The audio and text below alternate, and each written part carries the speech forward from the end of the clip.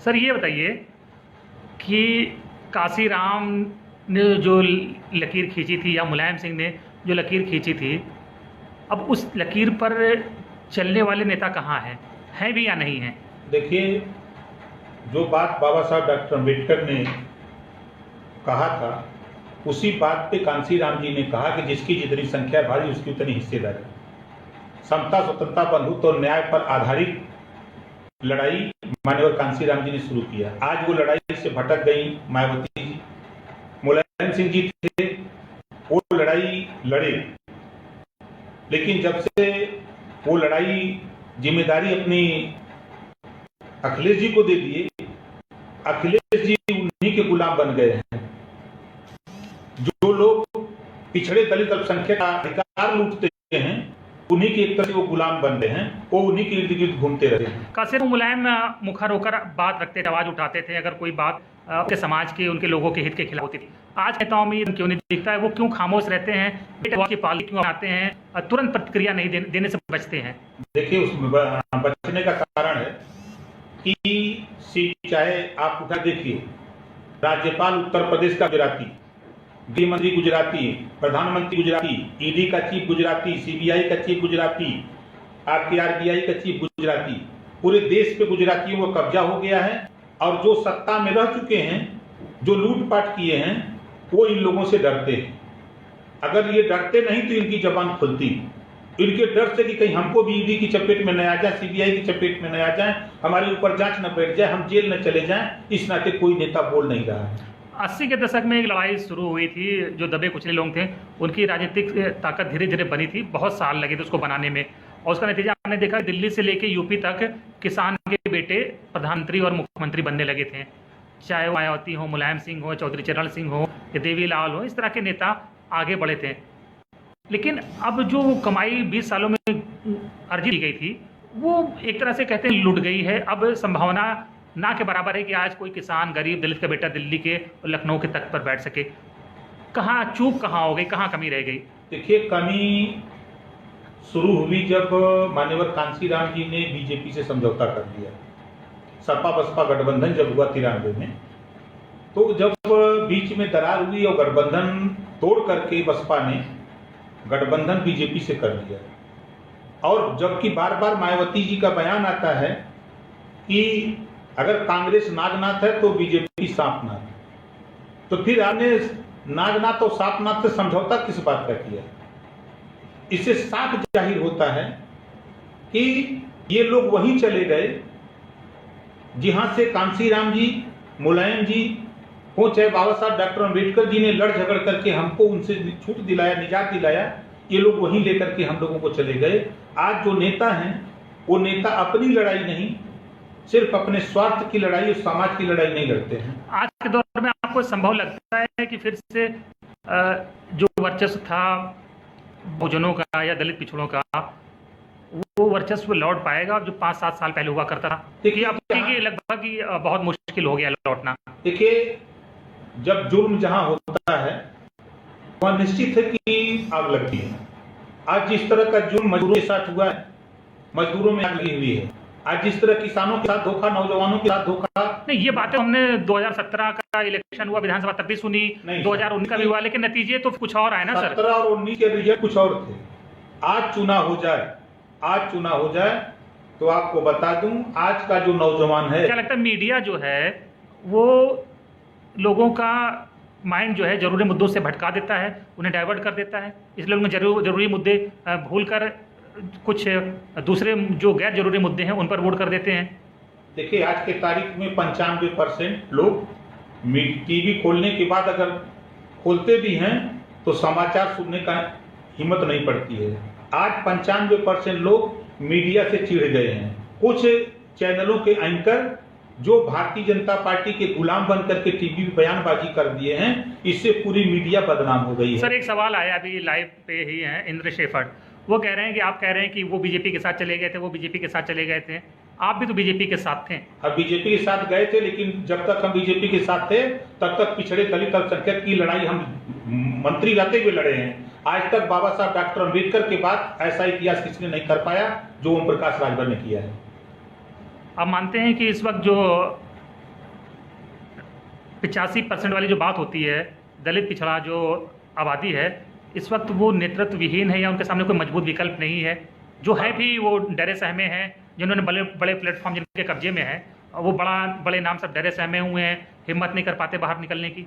देखिए, ये आपकी बात से हम 100% सहमत हैं और हम लोगों ने एक भागीदारी संकल्प मोर्चा बनाया है जिसमें माननीय बाबू सिंह कुशवाहा, श्रीमती कृष्णा पटेल जी, ओम प्रकाश राजभर, बाबूराम पाल, प्रेमचंद प्रजापति, रामकर कश्यप, रामधनी जी और बाबूराम पाल, ऐसे लोगों को हम एक मोर्चे में ले चुके हैं। अभी जैसे हमारी तो सर इस मोर्चे का फ्यूचर क्या है, क्योंकि आज का वोटर जो है वो दिखता है कि आपका प्लेटफॉर्म क्या है, अगर आपका बड़ा प्लेटफॉर्म नहीं है तो वो आपको रिकग्नाइज नहीं करता है।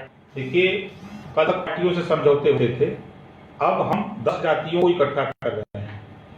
जब 10 जातियों को इकट्ठा करके प्लेटफॉर्म बनाएंगे तो जो सामने डरे हुए लोग हैं, जो उनके सामने जबान अभी नहीं खोल रहे हैं, चुनाव आते आते वो भी हम लोगों के साथ मजबूर होकर के हम लोगों के साथ आकर के इस लड़ाई में वो सहयोग करेंगे।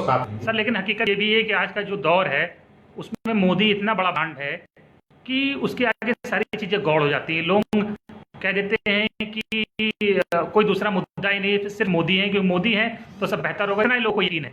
जब मोदी नहीं थे तो क्या देश चल रहा था? जो तो वही सवाल यही सर, मोदी के आगे सारे मुद्दे गौड़ हो जाते हैं। 70 साल में जितना कांग्रेस ने किया, 60 साल में जितना कांग्रेस ने किया, उतना मोदी ने 6 साल में 1947 से लेके जो ले आए थे 2019 तक, उतना मोदी ने 6 साल में हमको फिर 1947 में पहुंचा दिया। उदाहरण बता दूं। नहीं सर, ये तो सबको पता है। ये बताइए अभी विकल्प क्या है? लगता है कि इसी तरह से जो दबी कुचली जातियां हैं उनका ये हाल होता रहेगा कि वो बाउंस बैक करेंगे 90 के दशक की तरह, सत्ता में उनकी भागीदारी होगी कि वो जो इसी तरह से जूते लात खाते रहेंगे? नहीं, अब वो समय बदल गया। अब पिछड़े दलित अल्पसंख्यक को चेतना आ गई है कि सत्ता में ताकत होती है, सत्ता के बल पे हमारा हिस्सा लूटा जा रहा है, हमको पीटा जा रहा है सत्ता के दम पे। इससे उनको ज्ञान हो गया है। अब इससे निजात लेने के लिए, जैसे आपने जिक्र किया प्रतापगढ़ की घटना, प्रतापगढ़ की घटना पूरे प्रदेश ही नहीं पूरे देश में ये आग की तरफ फैली है। चाहे वो गोंडा की घटना हो, चाहे बहराइच की घटना हो, चाहे अयोध्या की घटना हो, चाहे बलिया की घटना हो, चाहे आपके अभी यहाँ। लेकिन सर आप प्रतापगढ़ की बात कर रहे हैं, प्रतापगढ़ में जिन पे जाति जुल्म हुई है वो तो रूलिंग पार्टी का सबसे मजबूत वोट बैंक है वो लोग। देखिए, ये गांधी जी के 3 बंदर हैं। गांधी जी के 3 बंदरों के सहारे ये वोट वहां जा रहा। उनको पता नहीं था कि हम गांधी जी के बंदर पैदा कर रहे हैं, कि हम अपने हित के लिए पैदा कर रहे हैं। आज उनको एहसास हो रहा है कि आज हमारी मुसीबत की घड़ी में ये गांधी जी के बंदर दिखाई नहीं दे रहे हैं। ना इनकी आंख से दिखाई दे रहा है, ना कान से सुनाई दे रहा है, न जान खुल रही है। ये बात पटेल समाज समझ रहा है। सर बड़े नेता ट्विटर पर सक्रिय, जमीन पर नहीं दिखते हैं। क्या लगता है कि यही वजह है कि लोग भी हम उनसे दूर होते जा रहे हैं और नेता असुविधा भोगी हो गए हैं, संघर्ष से डरते हैं या सरकार के खिलाफ बोलने से बचते हैं, सरकार से डरते हैं? देखिए, मैं फिर कह रहा हूं कि पूरे देश की ताकत देश के प्रधानमंत्री अपनी मुट्ठी में लिए हुए हैं। जब प्रधानमंत्री से मुख्यमंत्री हारते हैं तो जो नेता हैं, क्योंकि सरकार रहे हैं, कहीं न कहीं कोई न कोई कमजोरी की है। तो सर डरने वाला फिर कैसे नेतृत्व करेगा? डरने वाला लोगों के अधिकार कैसे दिलाएगा? उनकी लड़ाई कैसे लड़ेगा? फिर अगर डर ही रहा है तो इसका मतलब है कि फिर उनको वो प्लेटफॉर्म छोड़ना चाहिए, जगह घेर के वो बैठे हुए हैं। अगर नुकसान प्रकृति का नियम है कि जब सीजन आता है तो बथुआ जानता है, सीजन जब आता है तो बथुआ जानता है। आने दीजिए चुनाव, विकल्प अपने आप के दिखाएगा। मैं आपको आश्वस्त करता हूं, प्रकाश रावत भागीदारी संकल्प मोर्चा के दम पे हम उत्तर प्रदेश में 22 का चुनाव भारतीय जनता पार्टी को वहां पहुंचाऊंगा जहां से चल भारतीय जनता पार्टी आई है।